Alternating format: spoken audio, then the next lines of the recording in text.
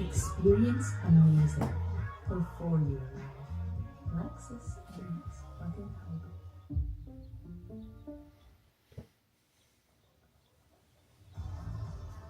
Love Arran. It's more than you think.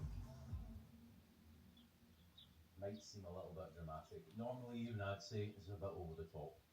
But not this time, because over the last week or so, I've been sent three separate car advice videos that could literally lead to someone's death. Now, stick with me through this one, it's important stuff. Masses of what's been uploaded to YouTube and other sites nowadays is AI produced. I know, shock horror. Content is changing and it's happening rapidly, especially over, let's say, the last year or so. The advancement in the quality of videos it can produce has come on leaps and bounds as well.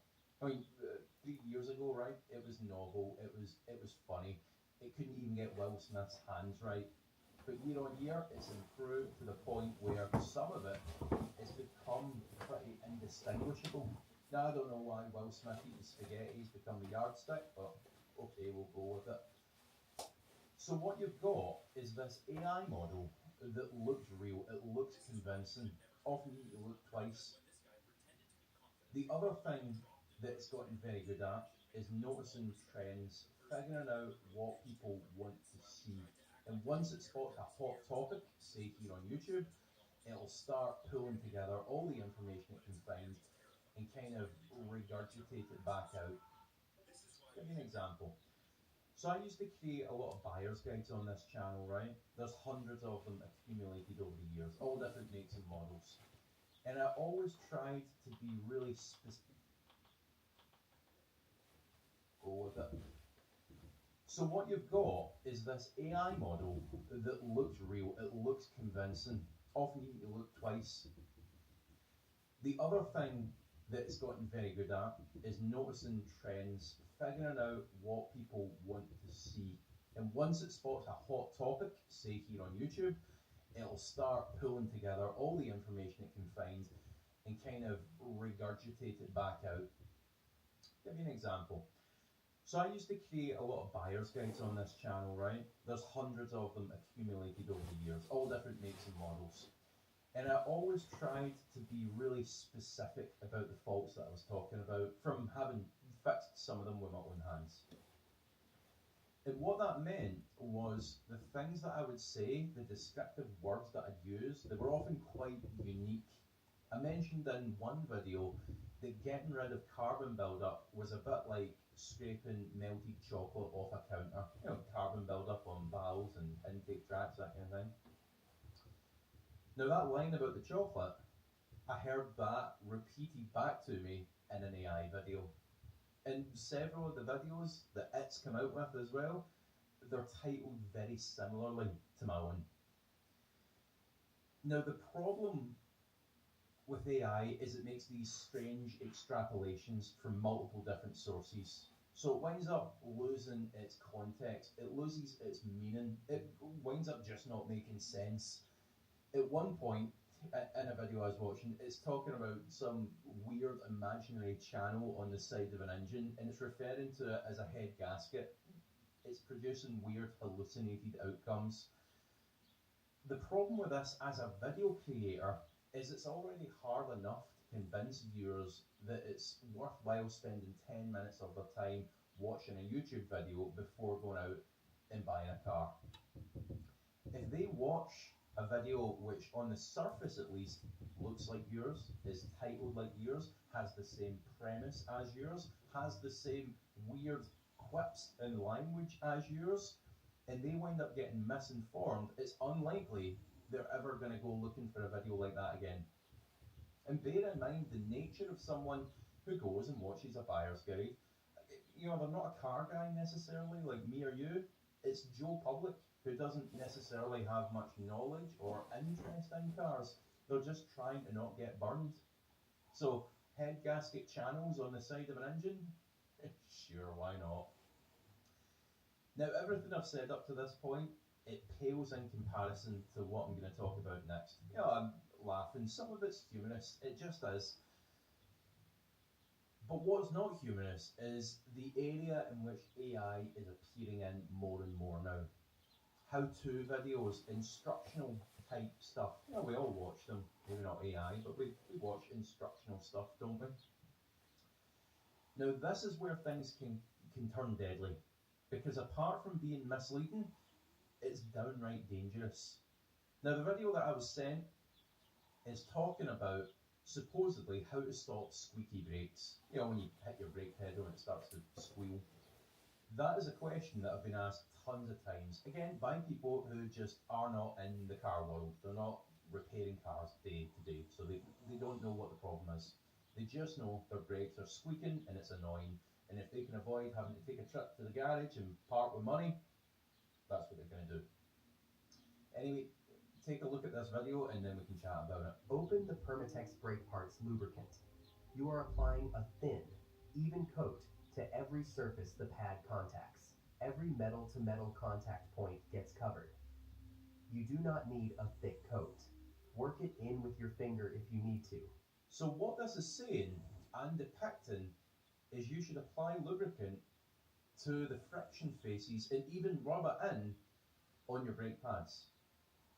Well, it did get one thing right. If you do this, you're not ever going to need to worry about brake squeal ever again, because there's a good chance you'll probably be dead when your brake pedal doesn't work.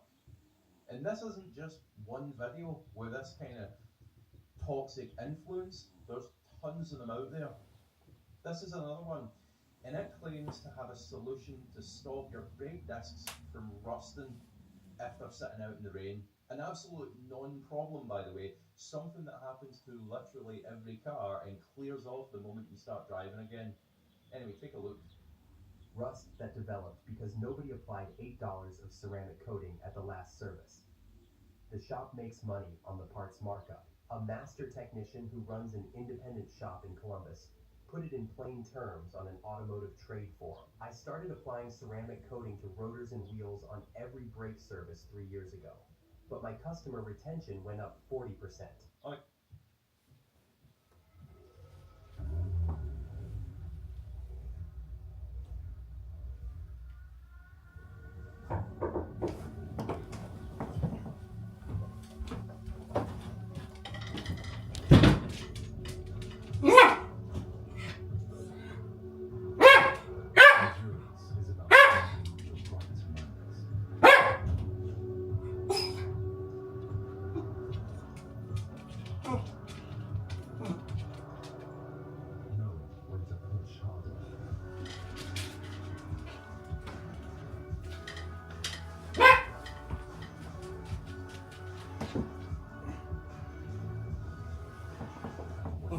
Get up.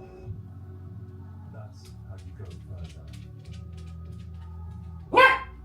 Really? World uses energy differently. So do we. This is Jerry's Super Hybrid. Oh yeah, that's great. So customer retention is up by 40%, but customer mortality rate is up by 400%. This is especially sinister because ceramic coatings, they intentionally create a very robust, heat-resistant, non-stick barrier that will glaze over those pads and prevent them from working.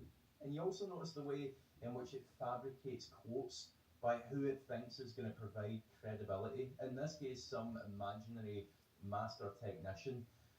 I know what's happened here, because you get ceramic coatings that are intended to be applied onto wheels and brake calipers, but AI's done what AI does. It's misinterpreted that as being applicable to brake discs or rotors. That one tweak to someone that doesn't know much about cars could be deadly. You might be thinking at this point, well, who's daft enough, who's dumb enough to actually do that? Apply ceramic coating onto your brake discs? You'd be surprised. The sights that I have seen would keep you up at night. The danger is, it's not about being dumb, it's just about not being informed, not operating in this world, as I say. The danger isn't obvious to someone that doesn't understand how these systems work, and of course they shouldn't be touching it in the first place, but they will, and this kind of instructional content feeds into that. It does not help. I've seen brake pads saturated with WD-40 and copper slip in the past because the owners attempted to stop a brake squeal. People do this kind of thing.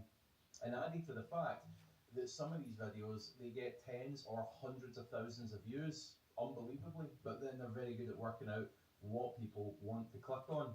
And again, if you're thinking, well, if someone goes ahead and does that, that's on them. Remember, we are all sharing the same roads with them, and when their brakes don't work, what's going to stop them? Could be your car. We've already seen this huge leap in how realistic the content's become from a couple of years ago. It stands to reason that it's only going to get more convincing as time goes on. I just await the day to see an augmented version of myself sat here spouting absolute nonsense about applying ceramic coating onto your brake discs. There is one thing that you can do, however, personally, to stop this. Whenever you see one of these AI swap videos and it doesn't have the little AI marker at the top to tell you it's AI, hit the report button. YouTube now requires all AI videos to be declared as such, and it will display a marker. So if it doesn't have that, they've not done it, hit report. As I say, you're going to be doing us all a favour.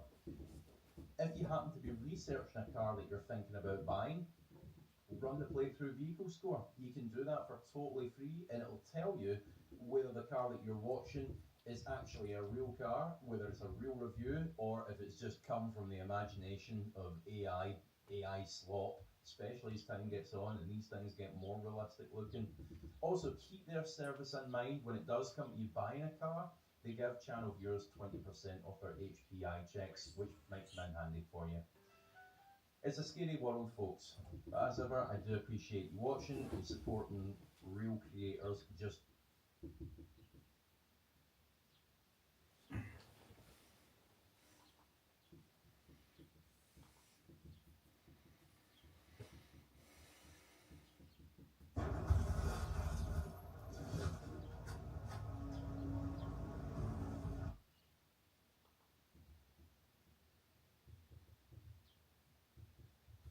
down the other day for my annual rewatch of Blade Runner 2049, and I noticed this.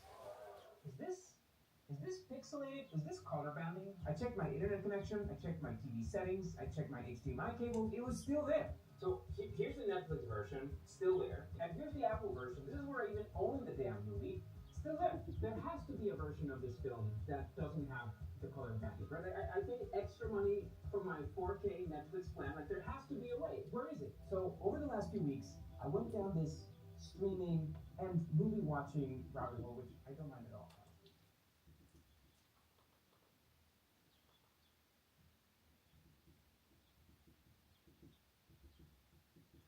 China just built an electric car battery with zero lithium and no cobalt or nickel. And CATL says it lasts.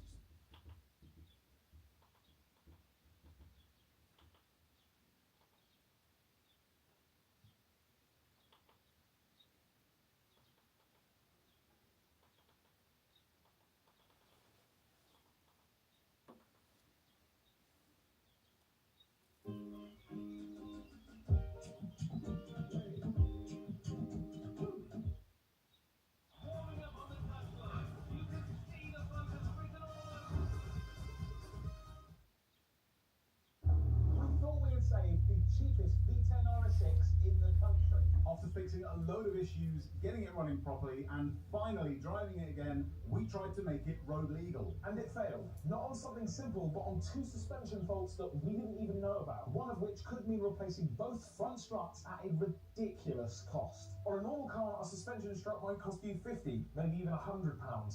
But on this car, two front struts could cost us almost what this entire car is worth. We paid £6,500 for it. So today, we're going to see if we can find a way around spending all of that money on those Audi dampers and then make it road legal. And we will see what this twin-turbo V10 is actually capable of with a few spicy modifications. Our RS6 is still not road legal, so we've brought it down to MRC to get it tuned. Hold on, that's not our car. That's not our car. I think it's that one. Sorry, this is our RS6 that we've got. No, that's... I thought ours was a rare colour. Where's our car? No, here. This is our RS6. The third red RS6 wagon that MRC have. That should be an indication that they know what they're doing. I thought this colour was quite rare. I've never seen another one, and there are two other ones here today. So this is going to go on the dyno, see if it's healthy after the things we've changed, and then we're going to add some spicy pipes and a tube. We should, in theory, see 700 horsepower. Make over 700 horsepower today. 700 would be very cool for this. If it doesn't blow up. Yes. Let's get it on If the it dyno. does, we'll take the plates from that car and put it on this and we'll take that one home. With that, we got the car to the dyno. Right, Doug from LRC has put the car on the dyno, he's warmed it up a bit, it's now time to do another baseline, see if we've improved the tool from our previous 600 horsepower with our new air filters, spark plugs and coil packs, so it wasn't running that happy before, but now it seems to be running a little bit happier, so hopefully we make a little bit more power even as a baseline.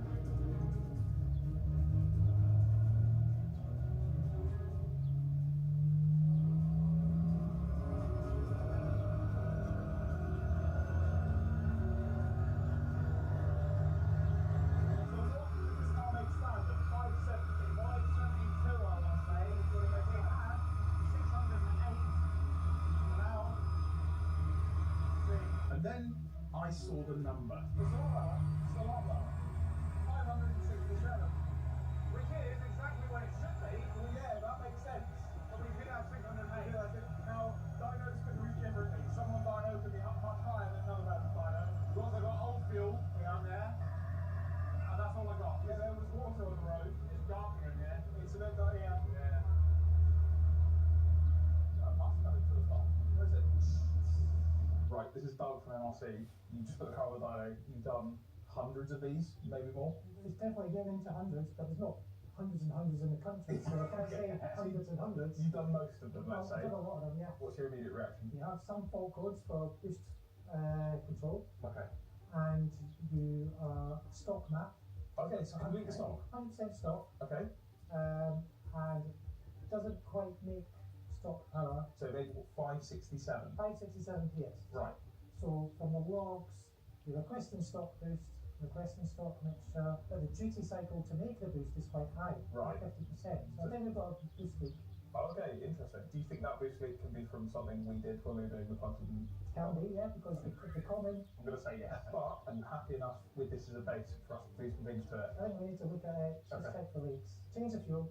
These cars are tuned to run 95, so it doesn't retard any timing. So because it's stock boost, stock timing, I can't tell if fuel's good or not. I've been in the car for a long time. Yeah. Definitely worth changing Change it. it So it's tuned on the day on the right fuel. That's good news, alright, that's good news Yeah, so far. I'm happy with that. There's nothing bad for that. So it turns out there is a boost leak, which means we have to find and repair that before we can tune it any further. Right, so first port of call is obviously that boost leak that we've got. Doug, you reckon it obviously has some sort of boost leak, but how are you testing that? I'm just going to take this line off here from the manifold, which feeds the N249, which I have a fault code for. Okay. 249 controls the two TVs. So if I take that off and just pressure test it and vacuum test it, it checks all the lines to the TVs and the TV diagrams themselves. Now I've just noticed it's zip tunnel, which was enough. That was enough. I'll say that. That was enough. But is that part available? The TVs are part of the airbox, so there's a nice £500 airbox to replace. Or Per side. per side, or we can cut the TVs off, clean the whole out, and push in another Audi TV, so it's exactly the same.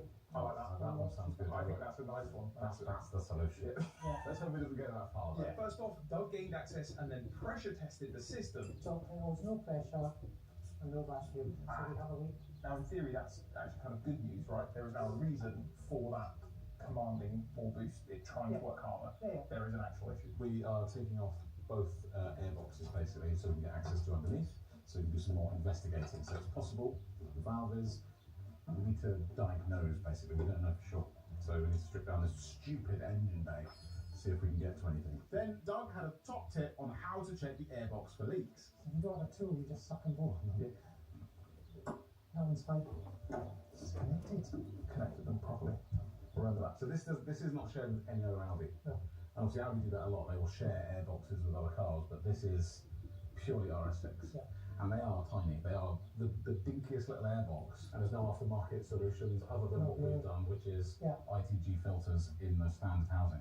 Sometimes we cut the back open just to let it suck in a little bit more air, but then you're sucking in hot air. But the big power cars try to get as much air in as you can. So that one's working on that other side. Yeah, I'm not putting my lips on that one, so I'll get another hose. There you go, it's knackered. That one's knackered? Yeah. Aha! If you really want to, you can suck and blow that, and you can. Well, right, actually. And as you said before, that's not available. You can't get these without having a full airbox, which is fine. Great. They look exactly, I'll go and get one, they look exactly the same as other TVs that I used on other edges, but the bonded into it. You can get that off, got a 25mm drill bit through there, and then a new one just slips in really tight, and it looks exactly the same.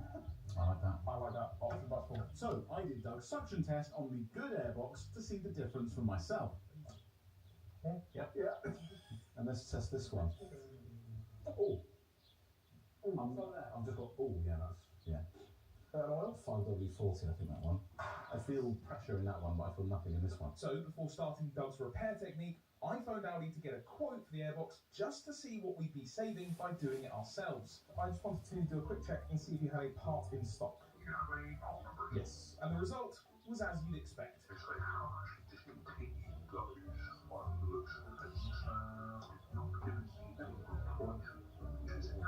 Do you know when they were discontinued? So that particular unit was discontinued February last year.